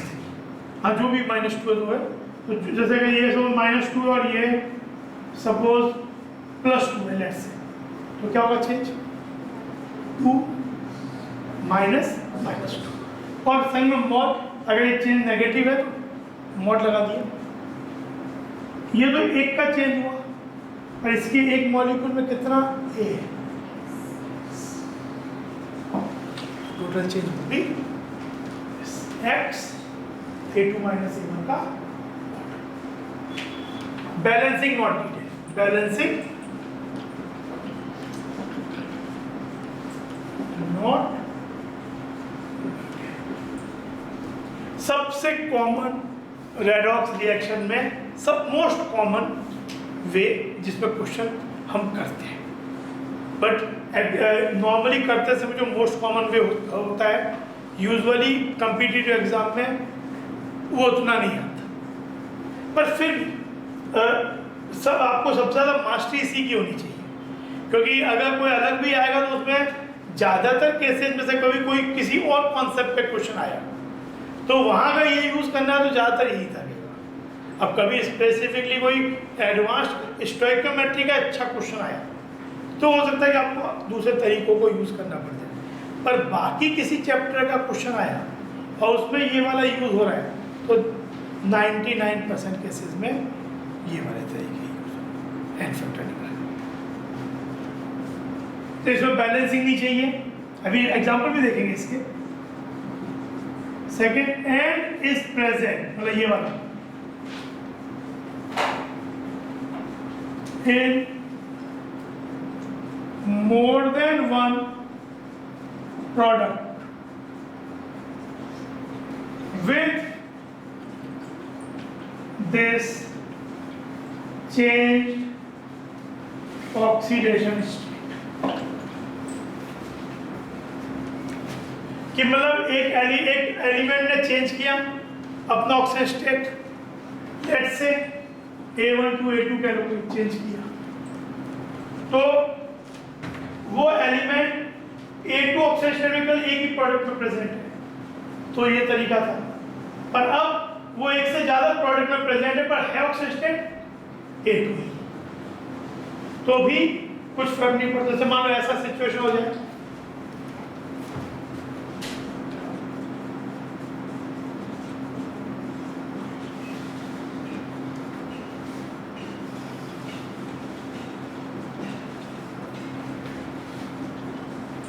और यहाँ पे भी A2 है, यहाँ भी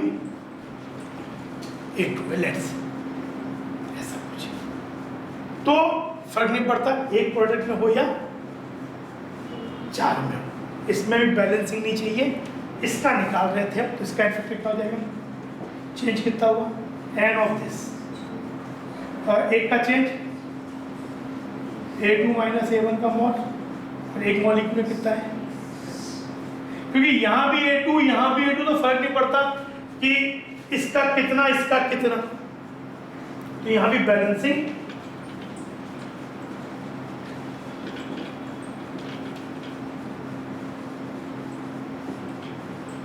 नॉट नीडेड, यहाँ भी बैलेंसिंग नहीं चाहिए।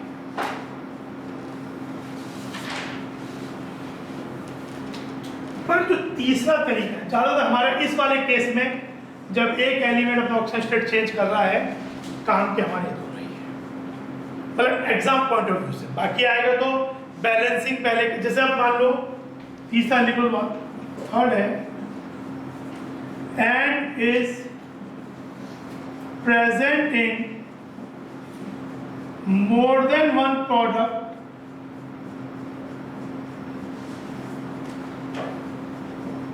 with different oxygen states.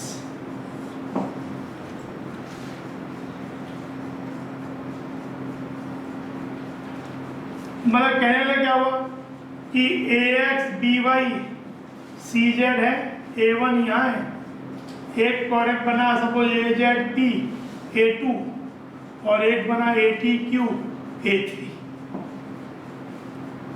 इसका एक ही एलिमेंट चेंज हो रहा है, लेकिन जो चेंज हो गया वो दो डिफरेंट OS में जा रहा है। तब आप मतलब इसमें A2 में चला गया, इसमें A3 में चला गया, तब आपको ये जानना जरूरी है कि कितना A2 वाला बना, कितना, उसके अकॉर्डिंगली आप पर मॉलिक्यूल चेंज देखोगे। जब तक आप बैलेंस करके ये पता नहीं कर पाओगे कि इसका, जैसे मान लो यहाँ पे कुछ बैलेंस किया, कुछ आगे कोफिशिएंट आए, एक एग्जाम्पल दिखाऊंगा अभी, और यहाँ पे बैलेंस किए, तो अगर हमें ये मानना जरूरी है, क्योंकि हमें अल्टीमेटली क्या निकालना है, नंबर ऑफ इलेक्ट्रॉन लॉस्ट और गेन पर मॉलिक्यूल, तो मुझे ये जानना जरूरी है कि कितना मॉलिक्यूल ये वाला बना, उससे पता चलेगा कि ये A2 वाले स्टेट में कितने एटम है और A3 वाले में कितने हैं। क्योंकि अगर जैसे एक एग्जांपल दे,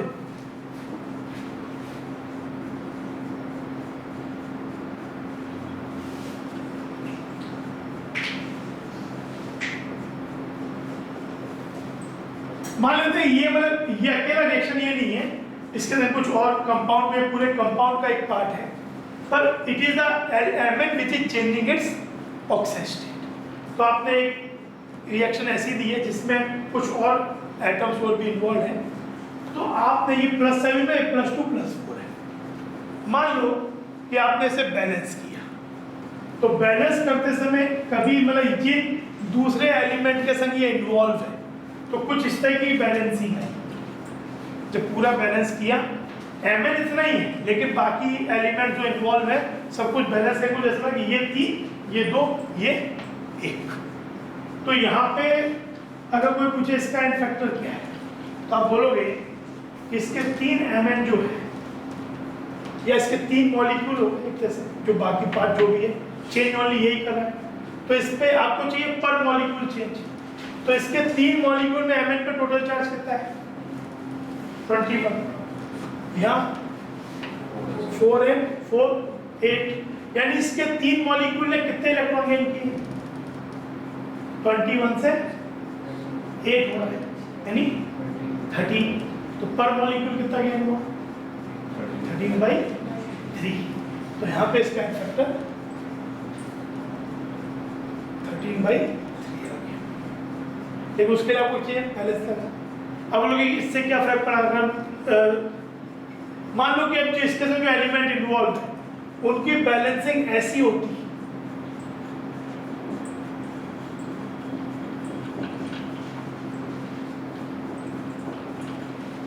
ऐसी बैलेंसिंग हो जाती है, तब 21 और यहाँ टोटल 10 कितना गेन किया, तो यहाँ पे n फैक्टर। पर ये जानने के लिए तो जानना जरूरी है ना कि +2 में कितना और +4 में कितना, अब वो बैलेंस करना पड़ेगा। तो आपको अगर n फैक्टर निकालना ही आपका क्वेश्चन है तो ठीक है निकालेंगे, नहीं तो एक बार बैलेंस कर लिया तो स्टूडेंट भी प्रॉब्लम बैलेंस कर लेंगे। अब आप बोल सकते हो कि फिर ये वाले प्रॉब्लम क्यों नहीं हुई, यहाँ पे तो 2 प्रोडक्ट थे। देखो मान लो ऐसी ही सिचुएशन है, लेकिन mn+7 2 प्रोडक्ट में है पर दोनों में है +2। तो मान लो एक में बैलेंसिंग ऐसी हुई कि ये वाला जो कंपाउंड है ये 2 है और ये 1 है, तो क्या हुआ 21 ये 6, 21 मैंने कितना गेन किया 15 इलेक्ट्रॉन, यहाँ 6 है तो कितना हो गया 15/3 5 हो गया। पर मान लो बैलेंसिंग ऐसी हो जाती तो भी क्या फर्क पड़ेगा, तब भी 15/3 ही आ रहा है, या मैं करता नहीं बैलेंस तब भी तो 7 से 2 कितना चेंज हो रहा है 5। तो n फैक्टर यहाँ पे मुझे बैलेंसिंग जॉब नहीं, ऐसे केस ऐसा हमें मिलेगा भी नहीं, मुझे पता नहीं, बाकी हमें ज़्यादातर ये ठीक है बस समझे। ये हुआ पहला केस जब केवल एक एलिमेंट अपना ऑक्सीजन स्टेट चेंज कर रहा है। अब आता है जो अगेन एक बहुत इंपॉर्टेंट केस, जो कि मतलब जब जैसा बेहतर क्वेश्चन बनाना होता है तो वो ऐसा केस ले लेते हैं जहाँ पे एक एलिमेंट से ज़्यादा एलिमेंट अपना ऑक्सीजन स्टेट चेंज कर रहे हैं।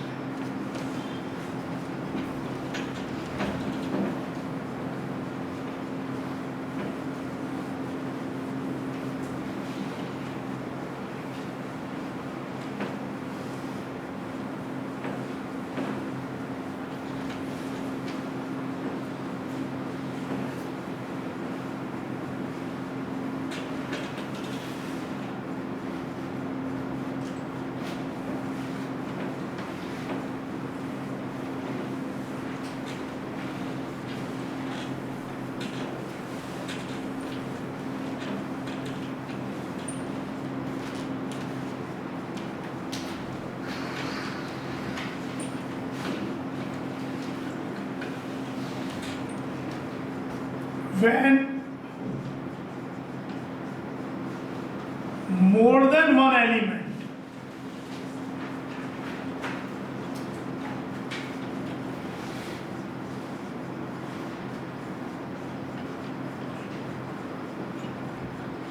is changing their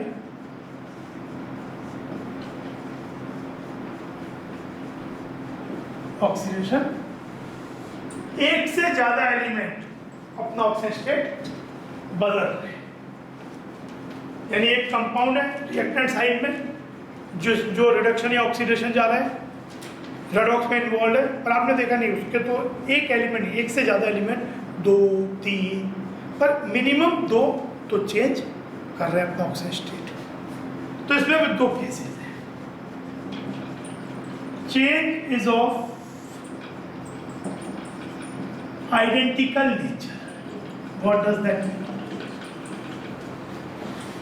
identical nature का मतलब है कि जो भी एलिमेंट अपना ऑक्सीजन स्टेट चेंज कर रहे हैं ऑल आर गेटिंग ऑक्सीडाइज्ड और ऑल आर गेटिंग रिड्यूस्ड। मतलब एक केस हो सकता है आइडेंटिकल नेचर का कि भाई 2 एलिमेंट ने चेंज किया पर दोनों ही ऑक्सीडाइज हो रहे हैं या दोनों ही रिड्यूस हो रहे हैं। पर एक चेंज ऐसा भी हो सकता है कि 2 चेंज हो रहे हैं पर एक ऑक्सीडाइज हो रहा है रिड्यूस हो रहा है। तो वो हुआ डिफरेंट नेचर। क्या 3 चेंज हो रहे हैं, जिसमें 2 ऑक्सीडाइज हो रहे हैं और 1 रिड्यूस हो रहा है, या 2 रिड्यूस हो रहे हैं 1 ऑक्सीडाइज हो रहा है। पर ये क्या हुआ, 3 भी अगर चेंज कर रहे हैं, तीनों में तीनों इधर गेटिंग ऑक्सीडाइज, या तो तीनों पे बढ़ रहा है या तीनों का कम हो रहा है। ज्यादातर ये वाला केस काफी बड़ा रहता है। और उसके भी 2-4 क्लासिकल एग्जांपल ये जिसपे क्वेश्चन आते हैं। जैसे ये सोच लो पहले AX, जिसमें A और B अपना ऑक्सीजन स्टेट चेंज कर रहे हैं।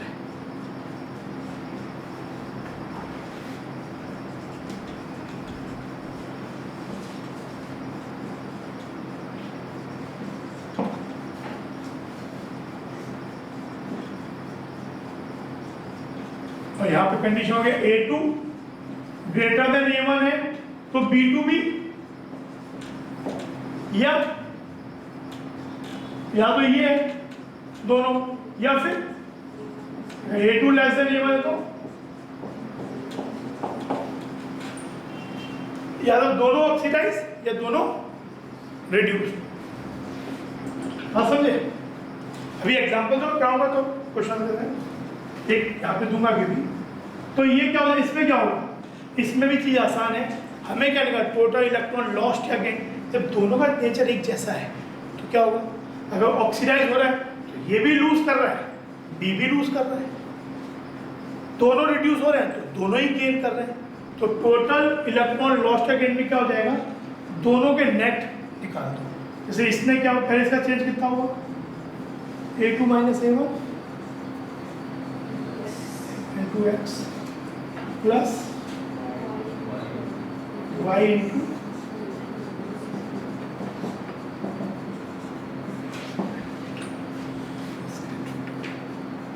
तीन होते दो ऐसे ही।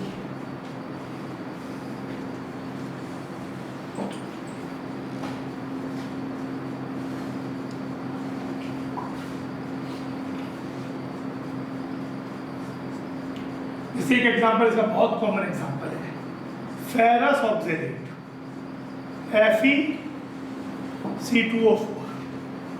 फेरस ऑक्जेलेट को जब हम आइदर पोटेशियम डाइक्रोमेट या पोटेशियम परमैंगनेट से एसिडिक मीडियम में जब रिएक्ट करते हैं तो फेरस, यहाँ पे फेरस +2 है, ऑक्जेलेट में ओवरऑल चार्ज -2 है, और कार्बन -2 × 4, भाई इस पे ओवरऑल चार्ज -2 है, और C का कितना होगा 2x - 8 = x इज ऑक्सीडेट में कार्बन। वैसे भी अगर ऑक्सीडेट का स्ट्रक्चर ऐसा होता है तो ये बिल्कुल आइडेंटिकल, तो ये बीच में बराबर शेयर रहता है, लेकिन ये अपनी तरफ खींचेगा +1 +2 +3, और ये भी +2 +1 +3। तो ये हो गया, ये बन जाता है फेरिक रिएक्शन, होती है MnO4 - H+O या डाइक्रोमेट H+O। तो ये बन जाता है फेरिक एंड CO2। क्या ये 3+ है, ये what is carbon oxide state +4। तो देखो आयरन भी ऑक्सीडाइज हुआ, कार्बन भी ऑक्सीडाइज हुआ, क्या लोगे चेंज, बताओ क्या चेंज लोगे, दोनों ही ऑक्सीडाइज हो रहे हैं। आयरन का चेंज कितना हुआ 3 - 2 मोल, आयरन और कार्बन दोनों ऑक्सीडाइज। हाँ, और दोनों ऑक्सीडाइज चेंज आइडेंटिकल नेचर का है। तो ये वजह प्लस कार्बन का चेंज कितना हुआ 4 - 3 1 पर है, कार्बन कितने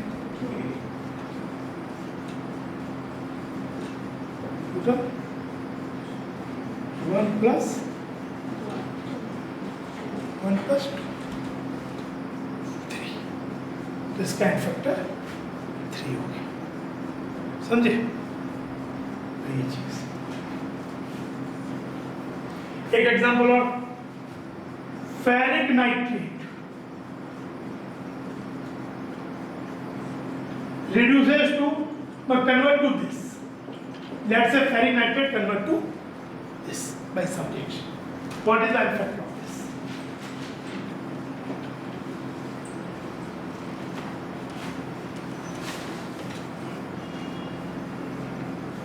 यहाँ भी बैलेंसिंग नॉट नीडेड, इसमें भी बैलेंसिंग की जरूरत नहीं है। सर x वहाँ पे 1 था ना पहले वाले में, क्योंकि फेरिक एक ही बार है, आयरन एक ही है ना।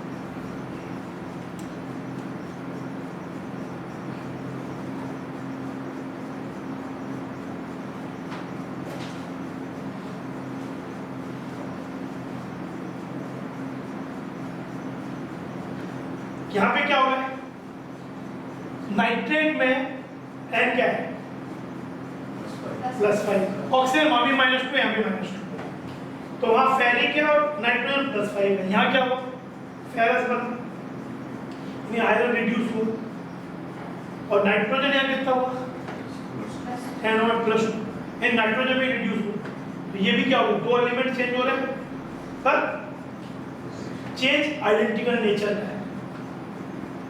आइडेंटिकल नेचर, आइडेंटिकल वैल्यू नहीं बदल रहे, दोनों रिड्यूस दोनों ऑक्सीडाइज, तो ये क्या हो जाएगा, दोनों रिड्यूस, तो एन फैक्टर क्या हो जाएगा इसका 10, क्योंकि आयरन का चेंज हो गया 1 मॉडुलस 2 - 3, तो modulus 2 - 3 will be become 1 1 into 1 1, और ये क्या हो जाएगा 2 - 5 का मॉड 3, पर एक मॉलिक्यूल में 3 नाइट्रोजन है, 3 into 3 9 + 1, तो ये आपका हो गया, पहले +3 था ना आयरन, हाँ नाइट्रेट पे -1 होता है, तो -1 into 3, तो आपका हो गया -3, तो आयरन +3 फेरिक नाइट्रेट, उससे फेरस, तो ये हो गया।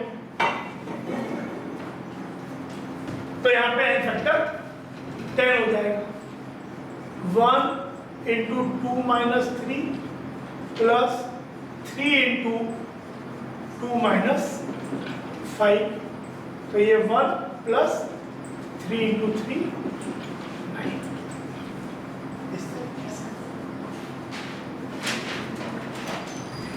अब सेकंड केस है इसका,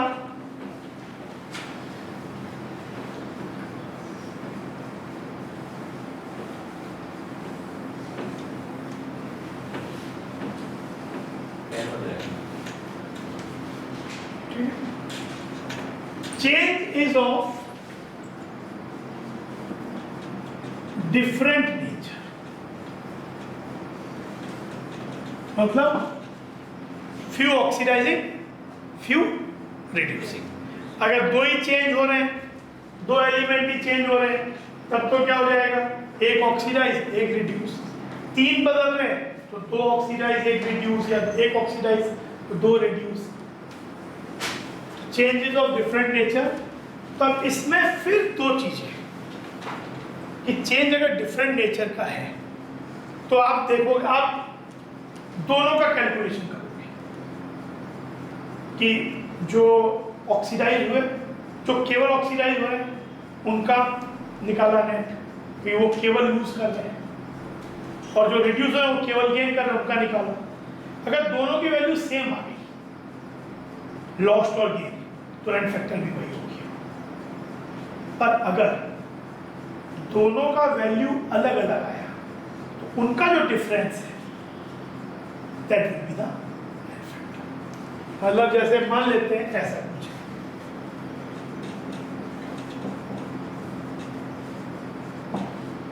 ये A1 है, ये B1 है, ये चेंज करते हैं।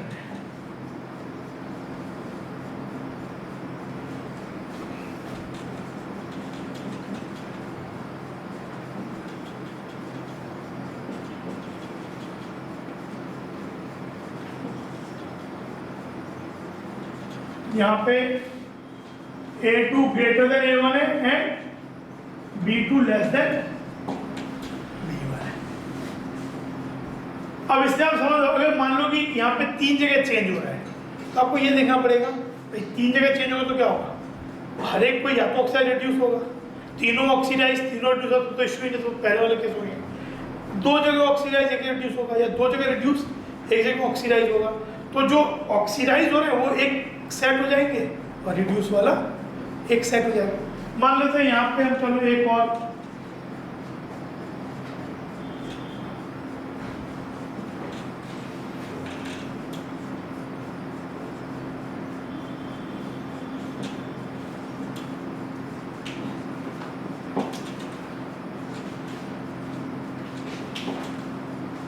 ऐसा, तो यहाँ पे क्या हो गया, ऑक्सीडाइज कौन हो रहे हैं,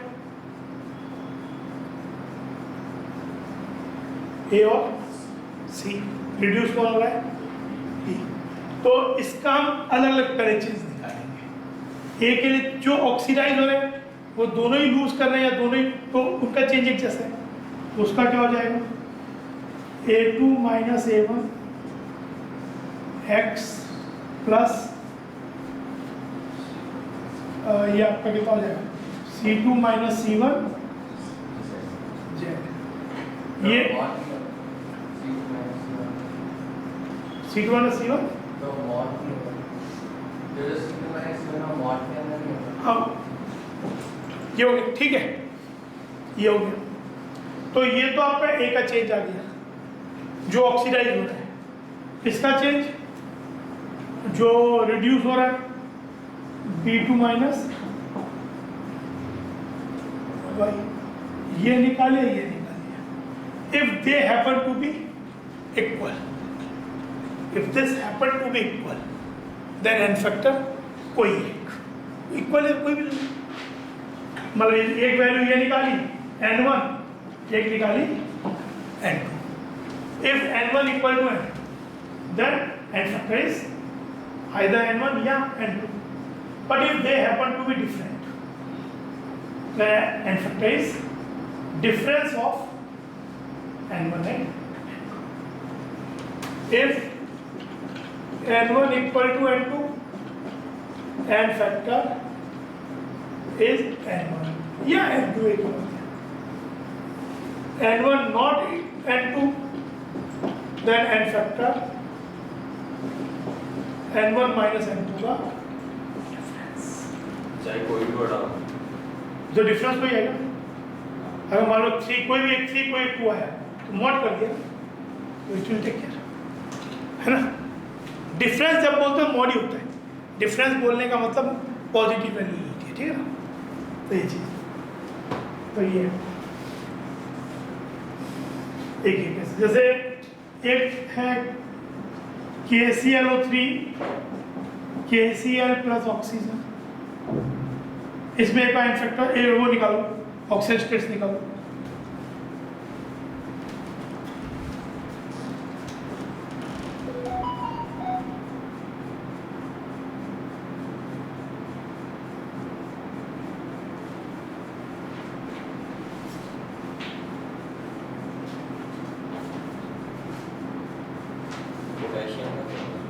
पोटेशियम का इनफैक्ट एल्कली मेटल्स जितने भी होते हैं उनका प्योर स्टेट में 0 होता है और बाकी जितने भी कंपाउंड में वो होते हैं उनका प्लस होता है। मतलब पोटेशियम हुआ, alkyne earth metal, beryllium, magnesium, calcium, strontium, barium, radium, pure state में 0, कंपाउंड फॉर्म में +2। फ्लोरीन प्योर स्टेट में 0, कंपाउंड फॉर्म में -1। ये 3 एलिमेंट ऐसे हैं जिसमें आप बिल्कुल बिना किसी डाउट के, इवन एल्यूमिनियम प्योर स्टेट में 0 और कंपाउंड फॉर्म में +3 लगा सकते हो।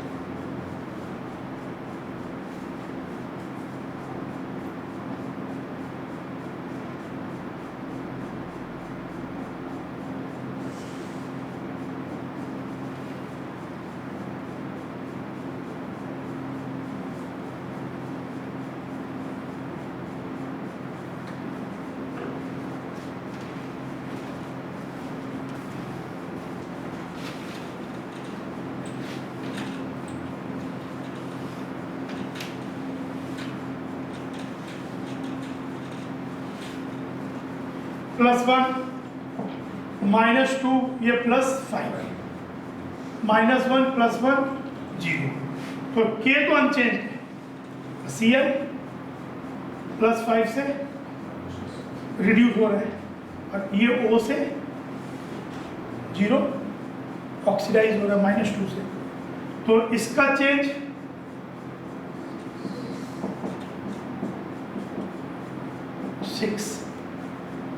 -1 -5 मॉड इंटू 1 और इसका चेंज होगा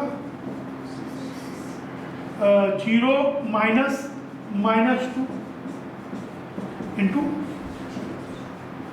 6, दोनों सेम मतलब n फैक्टर भी 6। ठीक है, तो ये और कोई ऐसा केस हो जिसमें अभी मुझे ध्यान नहीं आ रहा, ऐसे केस है ना क्वेश्चन में आ जाएगा कि जिसमें 2 चेंज हो रहे हो but changes of change different nature के, लेकिन जब n1 n2 निकाला तो वैल्यू अलग आई, तो n1 माइनस n2 का।